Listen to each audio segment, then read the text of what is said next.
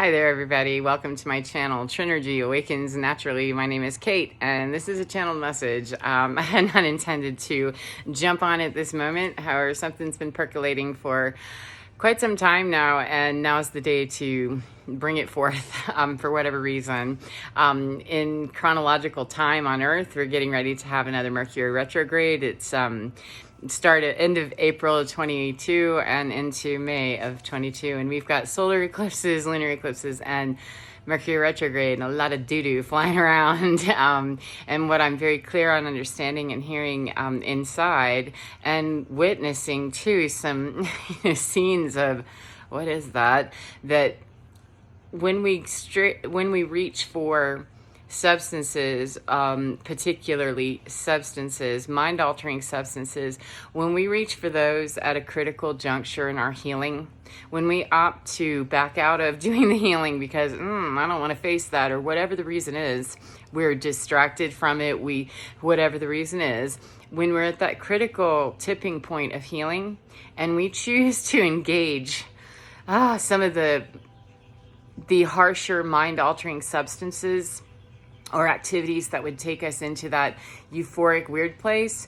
Euphoria is a great thing. However, we have to be very careful in understanding. If you don't understand energy and portals and dimensions and things like that, it can open up dimensions to kind of monstrous behavior and monster energy that, some people are very fixated on the idea that it's a reptile specifically, or that it's, the sinners, or we all have somebody that's considered our bugaboo in that group. And so I'm putting it out there that the message I'm getting from Spirit is that it does not matter what the low vibe and behavior is, and it doesn't matter what we were to try to call that. It's that it is absolutely a time when that frequency is going to want to come in strong, and that reptilian agenda idea will take hold.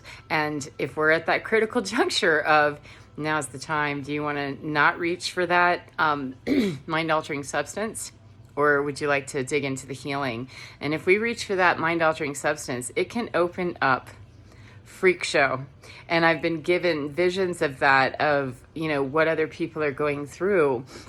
And as an empath and an energy worker, that's really harsh to see, because I personally have not ever been addicted to, like ecstasy or cocaine or something that was highly addictive and just made me go to other places, LSD, anything like that.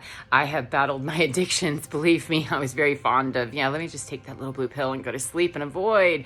And I met my own karmic return on that, but it was not what I'm seeing. I never experienced what I'm seeing now that people are going through. It's like, oh my goodness, now is the time that if you're struggling with an addiction, particularly something, or someone else is, if you're one of those little timeline workers, if you're a little timeline traveler that's doing some of that work, please get on into your own bloodline, your actual DNA bloodline here on Earth, your family of origin, which, whether you've adopted them or not, whether you've cast them aside or not, look into the origins of that and really meditate and pray, particularly if you've got people with harsh addictions, because right now they're going to become supercharged with the need to find some way to escape, and then they're the lightning rod and the scapegoat for other people who don't want to do the work, and their addiction is to sit back and do the self-righteous indignation thing,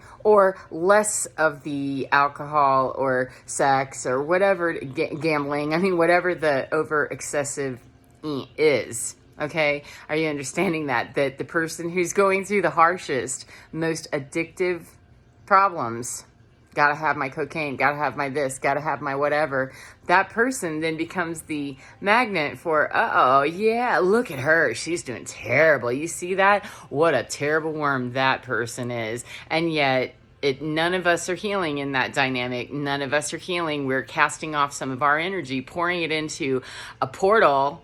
You opened up a stargate to hell, and then you're going to ask it to gather? No. That's not a good idea, because when you're wormhole better than that, and wormhole with better intention, that you're not trying to pipe that further into the timeline, because what we're trying to do, what I'm trying to do, what I'm clear people like me are doing, is we're going back through those energetic timelines as well as those DNA timelines, like my chronology here on Earth with my actual family and its lineage, which throat chakra, gotta love it. That lineage may or may not be the same as the energetic DNA, so there's a lot of complicating factors. And if it makes, your head spin, then it's either worth diving into of, I might have some work to do there, or it may be that that's just a sign that that's nothing to do with you. It's worth investigating though, because I no longer have addictions. I no longer have addictions. I have a very pleasant exchange with marijuana on a regular basis to help with seizure activity. And when I don't need that, or I don't want to recreate in that way, then I don't. And there was a time in my life whenever I didn't make it one day without a little blue pill, at least one or two or three, that riding that edge of always needing something, that means I'm always going to need it. And I'm going to turn into a more and more crazed weasel who's mean, nasty, hateful, and horrible, and who's then going to become the scapegoat. The black sheep of the family just got blacker, and not because other people don't want to heal, and they're going to help me to choose badly by enabling me to choose badly, and then we all get to not really heal, whether I want to or not. If I'm stuck in that loop, that's a stupid loop, and it's going nowhere. I mean, absolutely nowhere.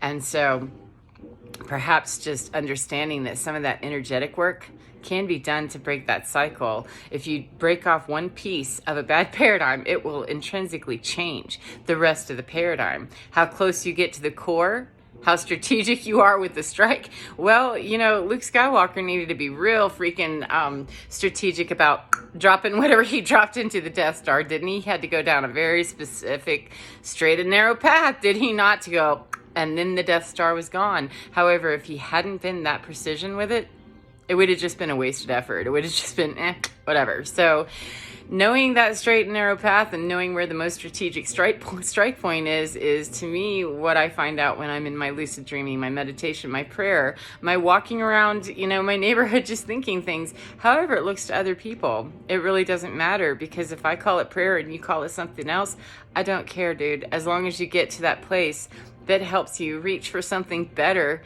than a substance or an activity that's, going to take you into dimensions of, I'm looking around and seeing people are pretty dazed. Like, you don't have any clue what's going on, do you? You've no idea, and you're feeling weird, right? Because I'm super feeling weird, and I do know what's going on, and I'm having a hard time coping. So, and not reaching for all kinds of weird stuff that I haven't done in years. I've had a desire to eat candy, like I was, Augustus Gloop from the chocolate factory. I mean, just all kinds of things. And so at 808, I know that if I'm feeling that trigger point, and I'm pretty disciplined, not goody two shoes, I hate it. It's just, I'm pretty disciplined, and Mother Nature, God, divinity, my team, whomever set it up, that if you eat that, you are going to really not like that. Don't do that. And so I did have to battle that one out with my head in the trash can quite a few times to learn the lesson of how many more times would you like to do that. And fortunately, that wasn't one that catapulted me into any weird